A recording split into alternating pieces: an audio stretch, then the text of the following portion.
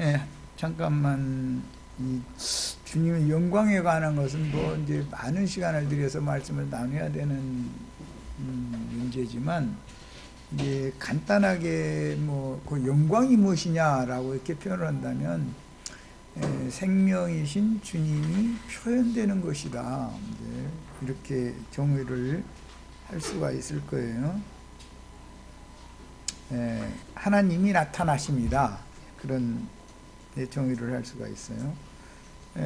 이 시간에는 이제 나누고자 하는 말씀이 사무엘상 4장 21절로 22절을 찾아서 읽어보고 시작합니다. 사무엘상 4장 21절로 22절. 또박또박 같이 읽습니다.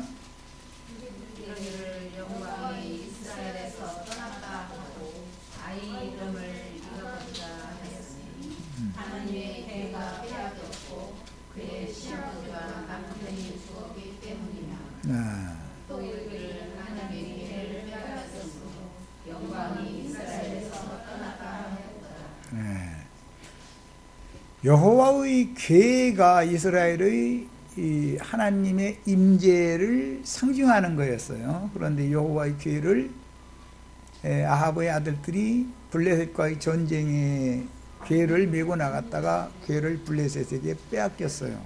그런데 그때 마침 엘리의 장며느리가 출산을 하게 됐죠. 그런데 이제 아이를 낳았어요.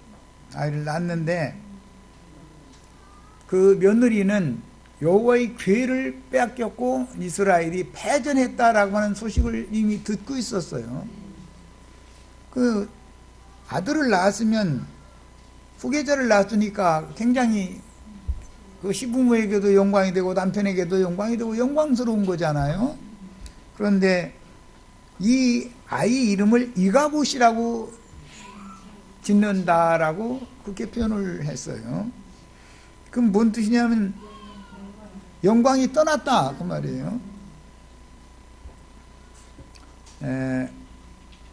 긴 과정을 다 설명하면 그러니까 에베소서 5장 27절을 읽어보겠습니다. 에베소서 5장 27절.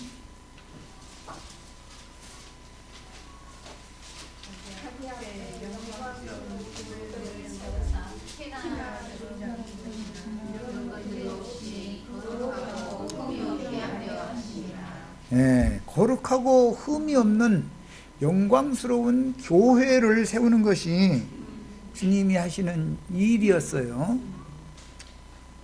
요즘에 우리가 이제 그 종들 비유 말씀을 나누고 있는데,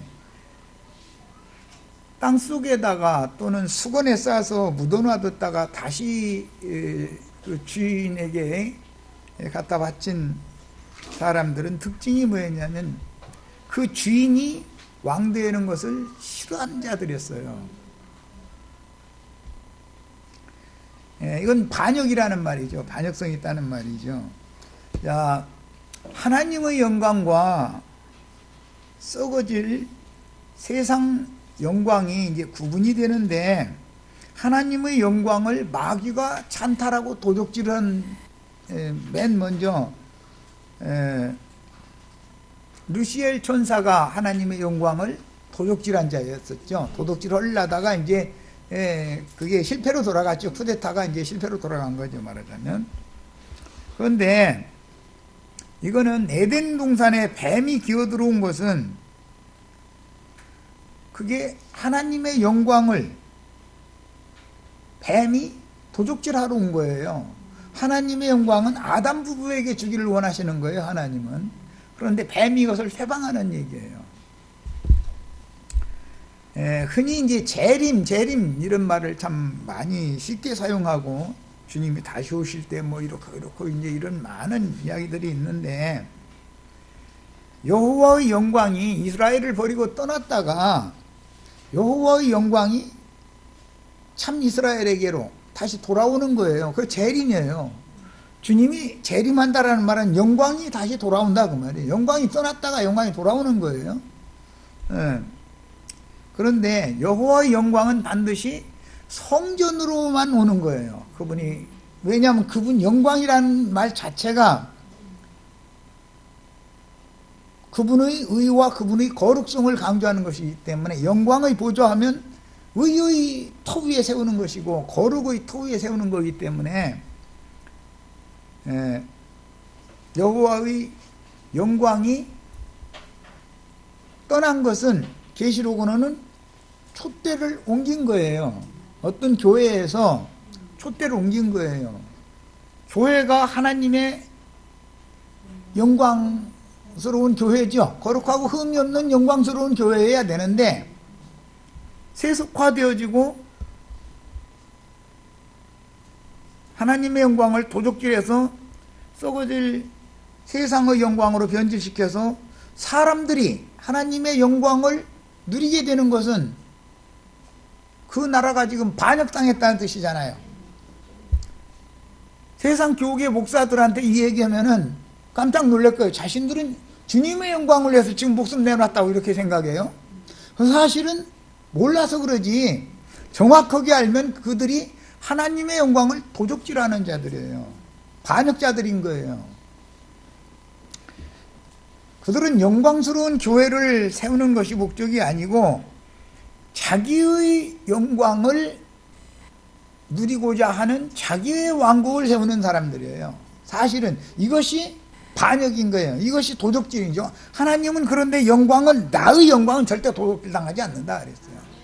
이게 아주 구약 성경에서 제일 중요한 말이 이 말이에요. 나의 영광은 절대 도적질 당하지 않겠다. 그러면 하나님의 영광을 도적질하고자 하는 자들이 있으니까 하는 말이잖아요.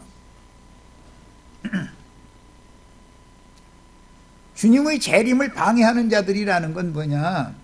그들은 지연시키는 자들이에요.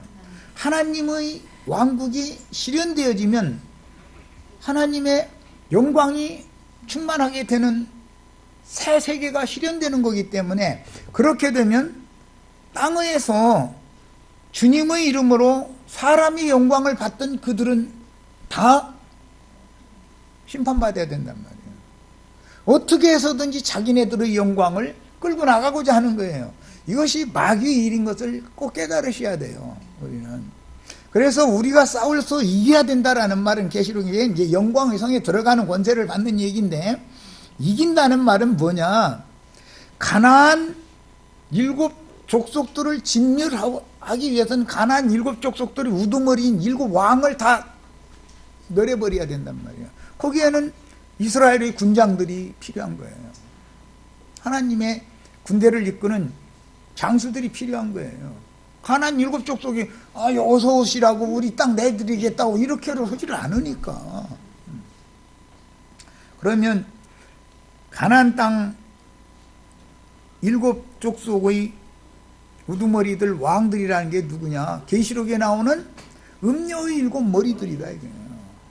가나안 7 족속의 왕족들이다 이게. 땅의 왕족들이다 이게. 얘들은 전부.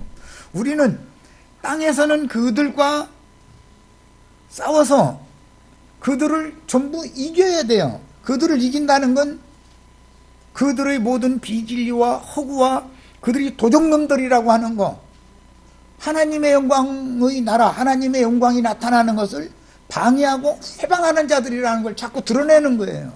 그러면 그들이 가만 놔두느냐? 현상 세계에서는 그들이 권세를 가지고 있기 때문에 그들은 육을 죽일 권위를 가지고 있어요. 그런데 육의 몸을 죽일 수 있지만 영혼을 어찌할 수는 없는 거예요. 그들은 영광스러운 교회를 세운다라고 하는 말은 개인적으로 내가 무슨 도사가 된다라는 말이 아니에요. 그렇다고 해서 또 신령한 사람이 되지 말라는 것을 말하는 게 아니에요. 신령하다라는 말을 이해를 잘해라 이 말이지. 성경이 말하는 신령하다라는 말은 영적이다 그 말인데, 영적이라는 말은 뭔 말하느냐? 진리에 대해서 밝은 사람을 말하는 거예요. 진리가 밝아야 된다고요.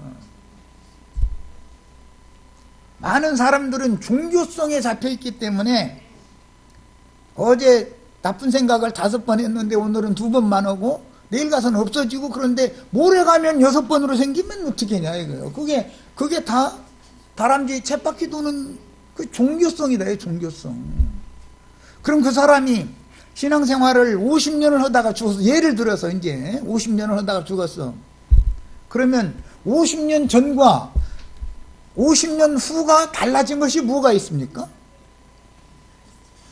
남 미워하는 것을 오늘은 한 번도 안고 죽습니까? 혈과 육이라고 하는 것이, 혈기와 육체의 정욕들이라고 하는 것이 예수 믿으면 없어집니까? 예수 믿었더니 나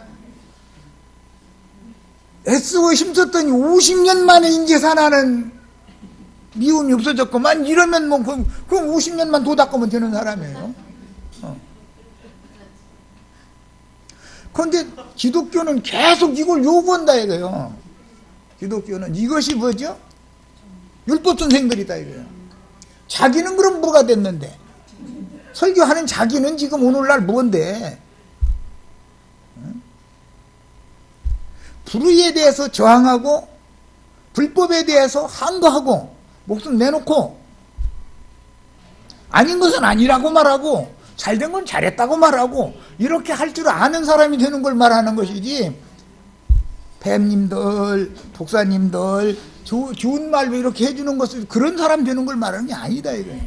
그런데 이걸 너무너무 착각하는 거야. 아무리 가르쳐도 이게 여기서 들을 때 아멘 했다고 문 닫고 나가면 벌써 또, 어제 내가 미운 생각 3번 했더니 오늘은 한 번 줄여야지 막 이러고 가는 거예요. 그만큼 선악과의 독이 빠져나간다는 것이 그만큼 어렵다는 거예요. 이것이 바꿔져야 돼요. 회개한다는 것은 바꾼단 말이에요. 돌이킨다 그 말이에요. 뭘 돌이키는 거예요? 좋은 사람 되려는 생각을 바꿔라 이거예요. 뭐 나쁜 사람 되는 거 바꾸는 것은 내가 가르치지 않아도 유치원 선생님으로부터 대학교 도덕 선생님까지 사회인문계 가면 2년 동안은 그거 가르치죠. 도덕 선생님한테 해서 그거 가르침 받죠. 대학 수업을 받을 수 있는 교양 과목이라는 건 필수적으로 이수를 해야 되는 거예요. 그거 안 하면 전공 과목에 못 올라가는 거예요. 3학년에 못 올라가. 그런데 대학교 졸업 보고 나온 사람들이 정치하고 다 뭐 국회의원 오는데 그 사람들이 법관이고 검사고 판사지요. 세상에 신문 제일 많이 나는 사람들이 누구예요? 다 그 사람들이죠. 그러니까 구원이 뭔가에 대해서 명확하게 알아야 된다. 구원이 뭔가. 구원이라는 것이 하나님의 영광, 하나님이 영광을 받으시는 나라를 세우기 위하여 충성하고 헌신하는 사람이 되는 것이 사실은 구원을 받은 건데, 그것이 드러난 거예요. 그것이 빛이 되고 소금이 된 건데, 세상 교계에서는 빛이 되고 소금이 되라는 말을 어디다 갖다 찍어 붙이느냐 하면은 좋은 사람 된다 이런 말이에요.